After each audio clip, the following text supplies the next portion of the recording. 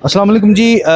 बारिश के दिनों में हुकूमत के ऊपर तनकीद करने के मामले के ऊपर वायरल होने वाले साजिद साहब बुज़ुर्ग शहरी, उनकी बाजियाबी हो गई है और किन बुनियादों पर हुई है, गिरफ़्तार क्यों किया गया था, क्या कोई मुकदमा भी था या सिर्फ एक जो है वो बिला जवाज़ किस्म की कार्रवाई करके पुलिस ने गिरफ़्तार किया था।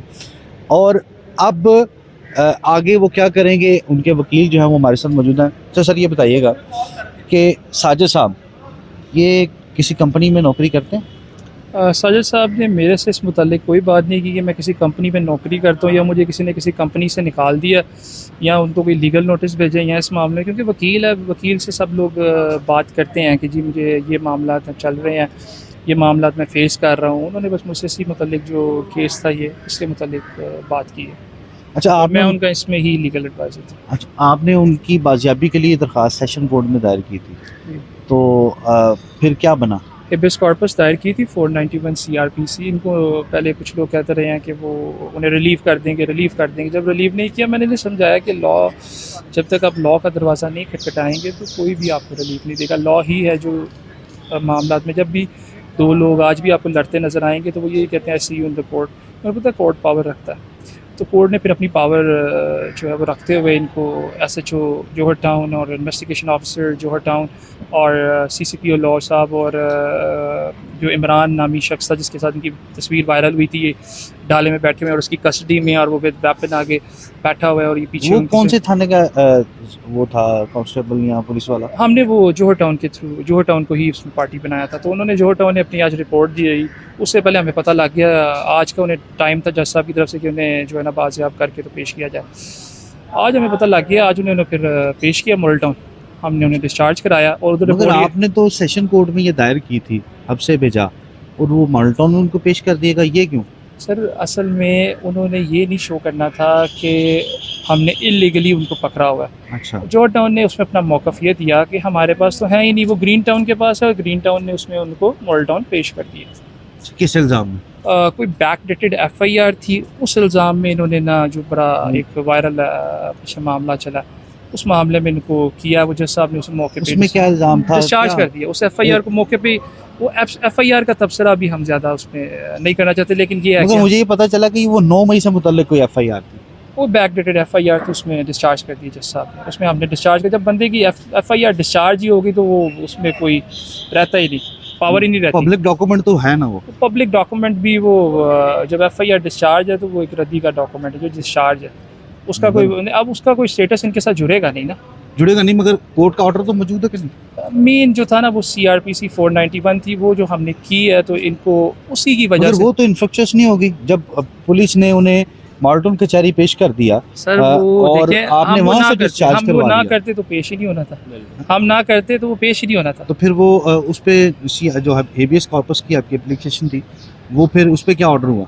उस पर ऑर्डर FIR से रिलेटेड उन्होंने कर दिया, लिंक करके कि चूंकि ये FIR में नामजद FIR है, में फला, हाँ जी, उसको उन्हें डिस्चार्ज कर दिया गया उसके तो वो मुताबिक इसलिए अब आप मुतलका कोर्ट से रुजू करें, तो वहां से आपने इनको डिस्चार्ज करवाया। डिस्चार्ज। इल्ज़ाम क्या लगाया था उन्होंने? इल्ज़ाम बैक डेटेड FIR बना के, ज़ाहिर बात अब देखिए जी, स्टेट है, स्टेट ने इलीगल अरेस्ट किया, इलीगली उनके घर एंटर हुई है, विदाउट एनी लेडी कांस्टेबल उनके घर एंटर हुई है, ठीक है, विदाउट एनी वारंट उनके घर एंटर हुई है। तो उन्होंने कहीं ना कहीं तो एडजस्ट करना था। ये चीज़ें आप भी रिपोर्टर हैं, आप भी समझते हैं, आपकी भी रोज़ के काम है, हमारे भी ये रोज़ के काम है। कई बातें होती हैं उनको आप खुल के जो है ना मामला कर लेते हैं, कई बातें होती हैं वो लॉ के मुताबिक आप उसको करके, क्योंकि मेरा काम है मैं लॉ पे तबसरा करना, मेरा काम है कि मैं उनको पार्टी मुझे अप्रोच करे, मैं उनको उसके मुताबिक रिलीफ दूँ। मैंने उनसे पूछा कि अगर आप इन पर कोई करना चाहते हैं मज़ीद तौहीन अदालत की कार्रवाई, क्योंकि आपकी रिकॉर्डिंग भी हुई और ये भी होने का नहीं, मैं हैप्पी हूँ, मुझे दारों ने खाना खुना भी दिया और दवाई शवाई भी दी है और AC वाले कमरे में भी रखा है और अच्छा ट्रीट करते रहे हैं, चाहे उन्होंने लीगल एक डिटेन किया। तो वो कहते हैं कि मैं फ़र्दर इसमें कोई मामला आगे नहीं चाहता। अच्छा, एक गिरफ्तारी होती है, उसके बाद वीडियो आती है जी माफ़ीनामे की, तो वो उनकी मशहूरी की वजह बनी या उनको मज़ीद उनके डिटेंशन की वजह बनी? सर कई काम जो होते हैं ना वो आप करते नहीं हो, आपकी इंटेंशन नहीं होती। क्रिमिनल लॉ जो है ना उसमें इंटेंशन इज़ द मोस्ट। आप है ना, आपकी इंटेंशन है, आप घर से रिकॉर्डिंग करने आए, कैमरा साथ लाए हैं, आप माइक साथ लाए हैं, आप इंटेंशन है आपकी, आप एक रिपोर्टर हैं, उनकी इंटेंशन नहीं थी वो वीडियो बनाने की। वो आए हैं, उनके इर्द गिर्द पानी था, पानी में वो फंसे हैं, वो गिरे हैं, उनकी टांग में रॉड था, बीपी के मरीज़ थे, उनका बीपी शूट हुआ।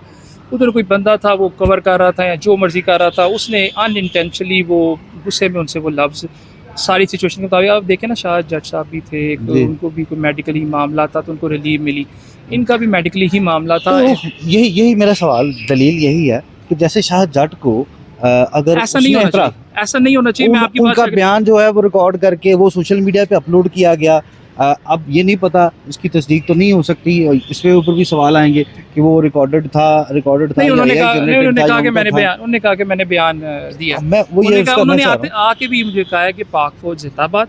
लेकिन जो पॉलिटिकल पार्टीज हैं वो जहाँ पे गलत करेंगी, पॉलिटिकल पार्टीज को लोग क्रिटिसाइज करते हैं।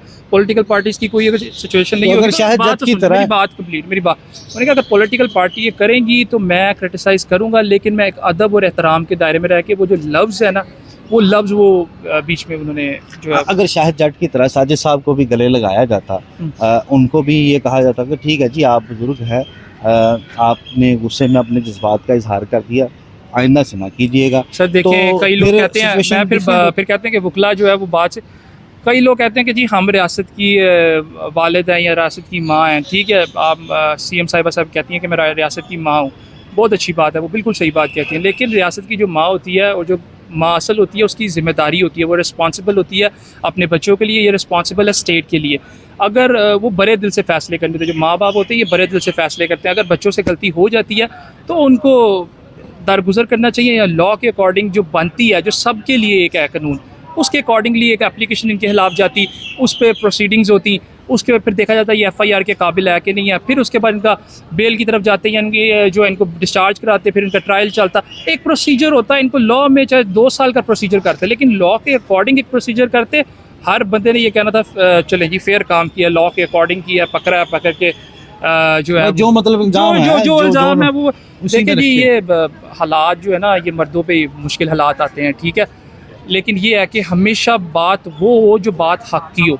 इसमें बात थोड़ी सी गलत ये हो गई थी कि हमसे जो लैंग्वेज यूज़ हो गई थी ना, वो लैंग्वेज किसी की माँ बहन के लिए यूज़ करना बनता ही नहीं है। आखिर में ये बताइएगा कि साजिद साहब की जो नौकरी का मामला है, जो खबरें चल रही हैं कि उनको अब जो है उनको नौकरी से निकाल दिया गया, कोई आप उनके बेटे या उन्होंने खुद कहा हो कि हाँ मैं नौकरी करता था? ये बात उन्होंने मुझसे बिल्कुल भी डिस्कस नहीं की, ना उन्होंने मुझे इस बात में इन्वॉल्व किया, ना मेरे से डिस्कस किया। अगर वो मुझसे डिस्कस करते कि जी मैं ये मसला है, आप उसको लीगल नोटिस बारे, क्योंकि वकीलों को अक्सर लोग कहते हैं कि जब इस तरह का मामला ये सिर्फ मालूमात की हद तक, चूँकि आप उनसे मुंसलिक हैं, तो इस बात पे किस हद तक सच्चाई है कि उनको निकाला गया? नहीं, वो मेरे से तो केस का ही बेचारे करते रहे हैं, जिनके वो रिलीव कराए, मैं उन्हें उसी में रिलीव दे के दी है, उसी की मेरी उनके साथ कमिटमेंट थी। उसके अलावा मेरे से उनकी कर्शी की या इस किसी भी, वैसे वो कर्शी में जॉब करते हैं? मुझे उन्होंने बताया ही नहीं ये बात। क्लाइंट बताते हैं आपने वकील? नहीं, ये बात नहीं बताई, क्योंकि ये केस नहीं था कर्शी से। क्लाइंट बताते हैं, क्लाइंट सब कुछ बताते हैं जो केस से रिलेटेड हो। वो ये नहीं बताते कि मेरी पुप्पी फैसलाबाद है और वो ये फ़लानी कंपनी में करती है, मैं फ़लानी कंपनी में करता हूँ। उन्होंने इस मुतालिक कोई बात नहीं की। मेन फोकस केस का जो था वो इसी हवाले से था कि उनकी जो है, जो उनके ऊपर केस किया गया है, जो मामला था सारे वो डिस्चार्ज करवाए थे, तो उस रिलेटेड हमारा सारा काम किया। और ये जो सारी न्यूज़, कितनी ही कोई भी ऐसा बंदा वायरल होता है तो उससे रिलेटेड काफ़ी जो है न्यूज़ वायरल हो जाती हैं सोशल मीडिया पे। उसके अंदर से क्या सच है क्या झूठ है वो उस इंसान को ही पता, ठीक है, उसमें ना फैसला हम कर सकते हैं ना आप कर सकते हैं। और जैसा कि मार भाई ने बताया, उन्होंने इस बारे में हमारे से कोई भी डिस्कस नहीं किया, ना उनकी तरफ से कोई वर्डिक्ट आया कि ये बात सच है या झूठ है, ना हमने उनसे ये बात डिस्कस की है। हमें भी इधर उधर सराउंडिंग से पता लगा इस बारे में, लेकिन हमें इस बारे में कोई कंफर्मेशन नहीं। Thank you so much sir. Thank you.